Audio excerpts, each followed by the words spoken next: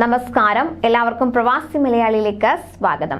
October 21 മുതൽ 30 വരെ 21 ലക്ഷം യാത്രക്കാർ ദുബായ് വിമാനത്താവളം വഴി യാത്ര ചെയ്യുമെന്ന കണക്കുകൂട്ടലിലാണ് അധികൃതർ.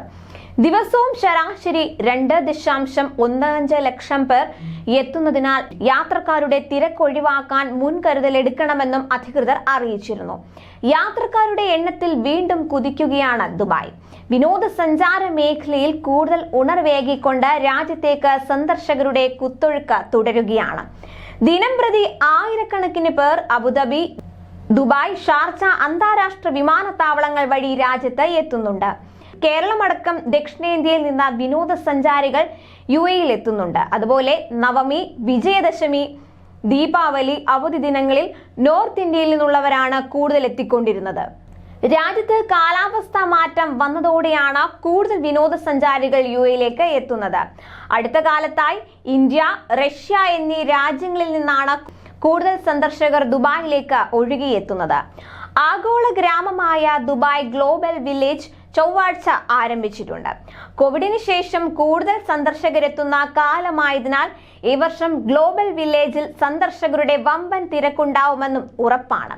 തൊട്ടടുത്ത ദുബായ് എക്സ്പോ വേദി സന്ദർശിക്കാനും ഇന്ത്യക്കാരും മറ്റു വിദേശികളും എത്തുന്നുണ്ട്. കേരളത്തിൽ നിന്നടക്കം ഇന്ത്യയിൽ നിന്ന് വളരെയേറെ സന്ദർശകർ ഗ്ലോബൽ വില്ലേജ് കാണാനായി മാത്രം എത്തുന്നുണ്ട്. ദുബായിലേക്കുള്ള തിരക്ക് കണക്കിലെടുത്ത ആവശ്യമായ നിർദ്ദേശങ്ങളും എയർപോർട്ട് അധികൃതർ പുറത്തിറക്കിയിരുന്നു. എയർപോർട്ട് അധികൃതർ യാത്രക്കാർക്കായി പുറപ്പെടുവിച്ച നിർദ്ദേശങ്ങൾ എന്തൊക്കെയെന്ന് ഒരിക്കൽ കൂടി പരിശോധിക്കാം. തിരക്ക് ഒഴിവാക്കാൻ യാത്രക്കാർ വിമാനത്താവളത്തിലേക്ക് പുറപ്പെടുന്നതിന് മുൻപ് രേഖകളെല്ലാം ഉണ്ടെന്ന് ഉറപ്പുവരുത്തേണ്ടതാണ്. യാത്രാ സംബന്ധമായ മുന്നറിയിപ്പുകൾ യാത്രക്കാർ കൃത്യസമയത്ത് ശ്രദ്ധിക്കുക. 12 വയസ്സിന് മുകളിലുള്ളവർ സ്മാർട്ട് ഗേറ്റ് സംവിധാനം ഉപയോഗിക്കുക. ടെർമിനൽ 1 യാത്രക്കാർ നിർബന്ധമായും 3 മണിക്കൂർ മുൻപ് എത്തുക. ഓൺലൈൻ ചെക്ക് ഇൻ സംവിധാനം പ്രയോജനപ്പെടുത്തണം. ടെർമിനൽ 3 എമിറേറ്റ്സ് എയർലൈൻസിന്റെ സെൽഫ് ചെക്ക് ഇൻ സംവിധാനം ഉപയോഗിക്കുക. ബാഗേജിന്റെ ഭാരം നിശ്ചിത അളവിലും കൂടിയിട്ടില്ലെന്ന് ഉറപ്പാക്കേണ്ടതാണ്. ട്രാഫിക് കുരുക്ക് ഒഴിവാക്കാൻ ദുബായ് മെട്രോയുടെ സേവനം പ്രയോജനപ്പെടുത്താം. ടെർമിനൽ 3 ആഗമന മേഖലയിലേക്ക് പൊതുഗതാഗത വാഹനങ്ങൾക്കും അധികൃതരുടെ വാഹനങ്ങൾക്കും മാത്രമായിരിക്കും പ്രവേശനം ഉണ്ടാകുക.